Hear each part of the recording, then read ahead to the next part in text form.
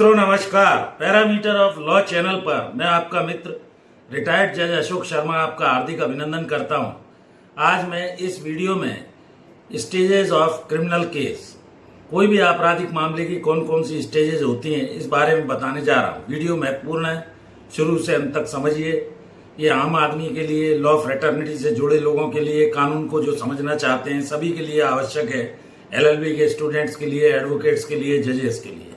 एक आपराधिक मुकदमे के स्टेप्स में सबसे पहले जब कोई भी घटना घटित होती है तो उस क्रिमिनल केस के संबंध में अगर वो कॉग्निजेबल ऑफेंस है, संज्ञेय अपराध है, पुलिस उसमें संज्ञान ले सकती है, नॉन बेलेबल ऑफेंस है, तो सबसे पहले FIR दर्ज होती है।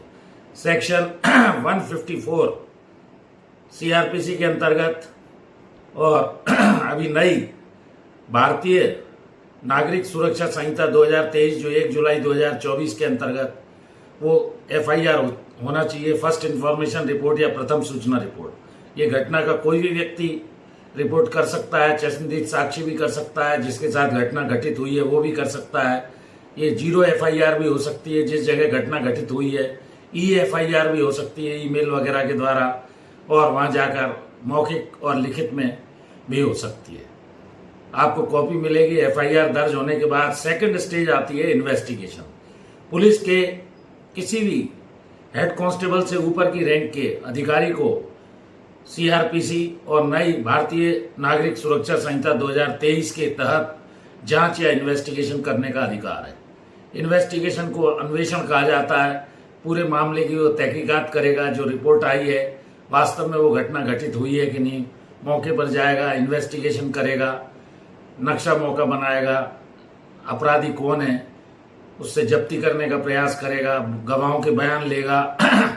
उसके अलावा सारी जब पुष्टि हो जाती है तो उस मामले में अगर मामले में साक्ष्य सही मिल जाती है उस अपराध के संबंध में तो वो FIR, जिसके बाद इन्वेस्टिगेशन कंप्लीट होने पर यदि संतुष्ट हो जाता है कि पर्याप्त साक्ष्य उस अपराध के बारे में है तो वो चार्जशीट न्यायालय में पेश करता है, जिसे अभियोग पत्र या चालान भी कहा जाता है। इनमें अलग अलग समय सीमा 60 और 90 दिन की रखी गई थी। अभी नई CRPC में व्यवस्था को थोड़ा सा बदला गया। फिर चार्जशीट दाखिल होती है, कोर्ट में कॉग्निजेंस कोर्ट लेती है, जो मजिस्ट्रेट है उसके न्यायालय में पेश होता है। सेशंस वाला है तो वो कमिट हो जाता है। फिर अभियोग या आरोप तय किए जाते हैं। मजिस्ट्रेट या सेशंस जो भी उसके ऊपर आरोप हैं, ट्राइबल वाय क्या है, ये सब BNSS और CRPC के शेड्यूल में दिया गया है। इसके बाद प्रोसिक्यूशन की एविडेंस होती है, जिसे अभियोजन साक्ष्य कहा जाता है। अभियोजन का काम है स्टेट के बिहाफ पर जो भी विक्टिम है, कंप्लेनेंट है, उसके फेवर में अभियोजन APP या GP के द्वारा उस मामले को मजिस्ट्रेट या सेशंस में अपने मामले को पुष्ट करने के लिए गवाहों की जो सूची होती है उसके अनुसार अभियोजन साक्ष्य होती है। क्रिमिनल केस का एक बेसिक प्रिंसिपल है जो आपको जानना चाहिए। The prosecution must prove his case beyond all reasonable doubt. संदेह से परे अभियोजन को अपना मामला न्यायालय के समक्ष अभियुक्त के विरुद्ध प्रमाणित करना है। जब ये प्रोसिक्यूशन की एविडेंस शुरू होती है, उस पर क्रॉस एक्यूज्ड या बचाव की ओर से किया जाता है। उसके अधिवक्ता प्रश्न पूछते हैं to test the veracity of the witness, कि वो वास्तव में गवाह सही है कि नहीं है। फिर जब एविडेंस प्रोसिक्यूशन की क्लोज कर दी जाती है तो बचाव पक्ष अर्थात डिफेंस एक्यूज्ड अपनी ओर से जो भी गवाही देना है उसे देता है। आरोपी का कथन लिया जाता है, एक्यूज स्टेटमेंट होता है जिसे 313 CRPC कहा जाता था। फला गवाह आपके विरुद्ध क्यों बयान देते हैं, गवाह से आपकी कोई दुश्मनी है, आप अपने बचाव में कुछ कहना चाहते हैं, ये सब पूछा जाता है। उसके बाद रिटिन या मौखिक अंतिम बहस होती है और मामला क्रिमिनल के सुरक्षित फैसले के लिए मजिस्ट्रेट या सेशंस रख लेता है, जिसमें सजा या बरी किया जाता है। एक और बात आपको बता दूं कि जब चार्जेस लगाए जाते हैं, आरोप तय करते समय यदि अभियोजन द्वारा प्रस्तुत की गई सामग्री के आधार पर मजिस्ट्रेट या सेशंस ये समझता है कि मामले में प्राइमा फेसी चार्ज बनाने लायक कोई मटीरियल या ऑन रिकॉर्ड नहीं है, तो ऐसे मामले में उन्मोचित या डिस्चार्ज की भी कार्यवाही हो जाती है। यह आरोप तय करते समय होती है, यह आपको जानना चाहिए। या कई बार इनसफिशिएंट एविडेंस अपराध जो FIR के संबंध में एफआईआर हुई है मामले में पुष्टिकारक साक्ष्य नहीं आती है तो विवेचनाधिकारी उसमें खात्मा लगाने का निर्णय लेता है। वरिष्ठ अधिकारियों के मार्गदर्शन में खात्मा मजिस्ट्रेट के द्वारा स्वीकार की जाती है।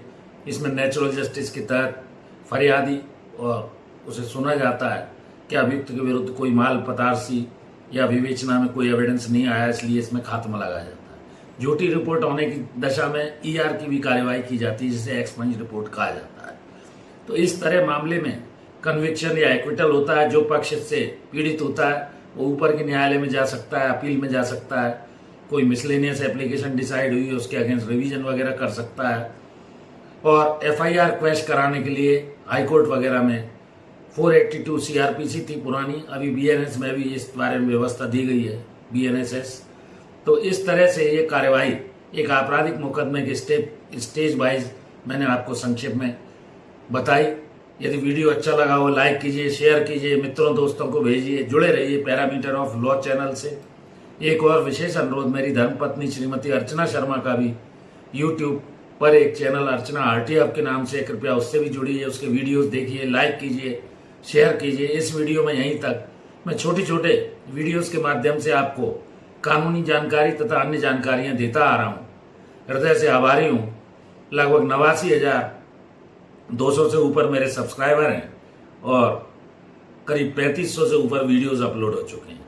तो इस वीडियो में यहीं तक, फिर नए विषय के साथ मिलता हूं। Thank you for watching this video.